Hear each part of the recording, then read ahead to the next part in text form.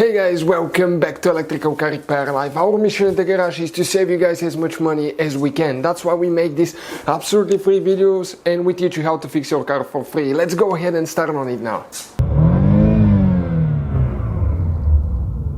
In today's video guys, we'll be working on Lincoln MKX.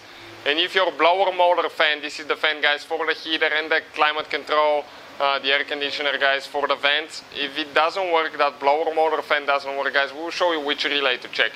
You have one fuse as well. We have a video about the fuse, check it out, it's on the channel. In addition, we'll have more than 200 videos on this car guys and every car we get, because our mission is to save you guys as much money as we can.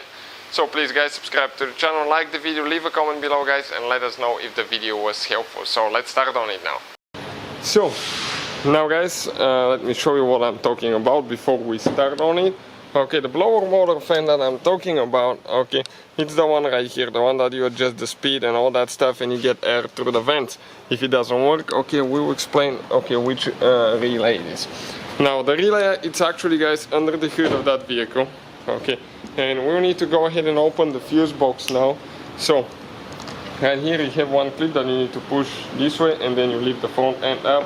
You can disconnect the cover just by twisting it a little bit. Now the good news is guys, you have the fuse and relay numbers printed on the back side of the fuse box cover, and if you put it this way it corresponds to the layout here.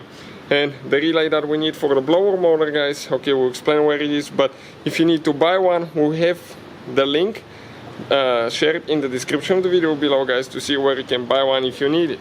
And the one that we are looking at, okay, it's this relay guys, okay, right here. This is relay number 2.